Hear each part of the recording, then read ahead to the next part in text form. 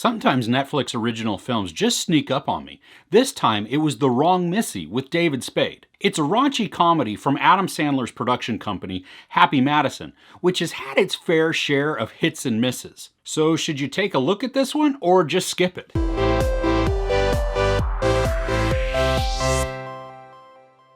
David Spade and Lauren Lapkus star as Tim and Missy. They meet on a blind date that starts off weird and then turns terrible really quickly. Months later, Tim meets another woman named Melissa and they totally hit it off. After a little bit of time, they begin texting and Tim invites Melissa to his company's retreat in Hawaii. But that's when he finds out that the Melissa he was texting was the Missy from his terrible blind date. This is a very raunchy comedy.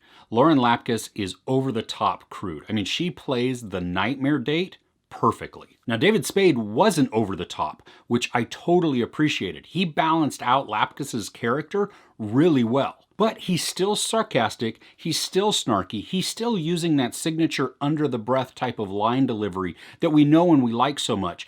Or at least I do. I really appreciate that from him and from his comedy. I mean, that's what I loved about him, gosh, even on those HBO stand-up specials like way back in the early 90s or maybe even they were the late 80s. So he's employing a lot of that in this, and I really do appreciate that because it's a good balance between the characters. He's also playing a very reserved person. He's not somebody who's just crazy, wild, anything like that. And so you definitely have two polar opposites coming together and clashing. And this is a romantic comedy at its heart, but there is a thick coating of crudeness and even some meanness that you have to wade through in order to get to that just soft, sweet heart that's kind of buried in there. Now, most of the biting comedy to me wasn't really funny. I mean, it was there to illustrate how terrible certain characters are or could be to other people, but it didn't even make me laugh or chuckle. There is this running gag between one of the characters and the head of the company that David Spade works for. He's a brand new CEO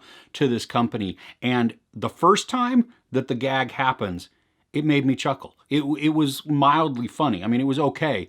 And then they kept doing it, and it just got less and less funny and just more and more sad. I did laugh in this, but it wasn't hysterically. It wasn't out loud. I mean, it was just kind of a light-hearted, I'm enjoying myself as I'm watching. Some of them make me go like that. Some of them just make me smile or laugh internally a little bit.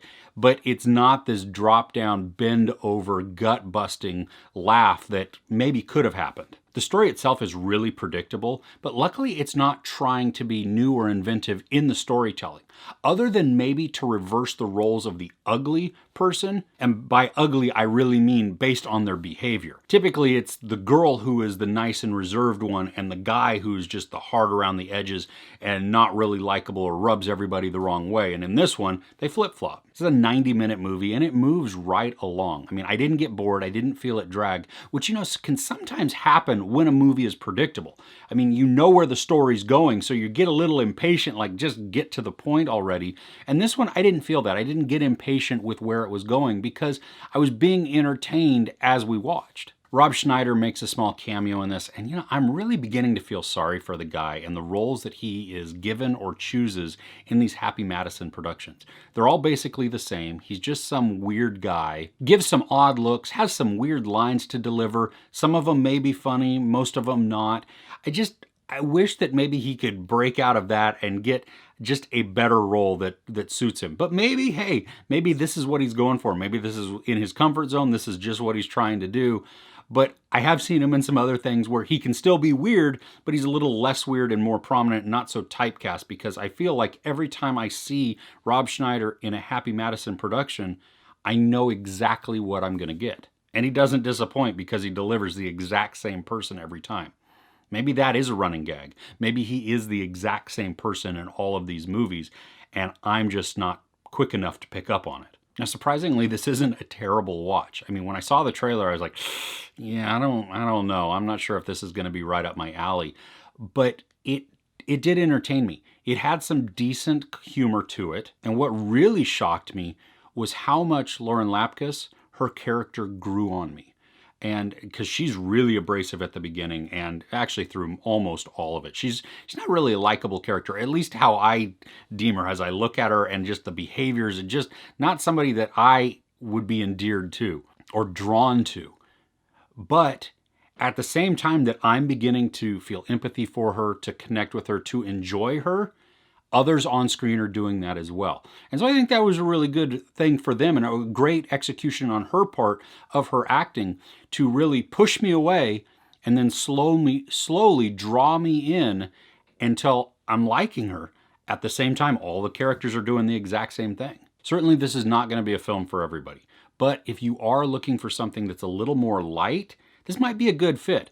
I've been binging a dark crime drama from Finland the past several days, and so this was a nice little break, just a change of pace, a change of tone, and so it fit my need. Perfect? Absolutely not.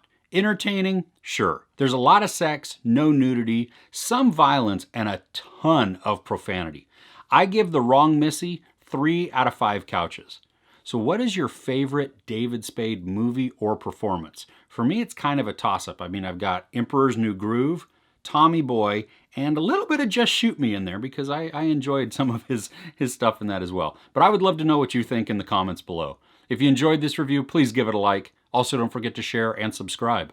I'm Chris. This is Movies and Munchies. Thanks for couching with me.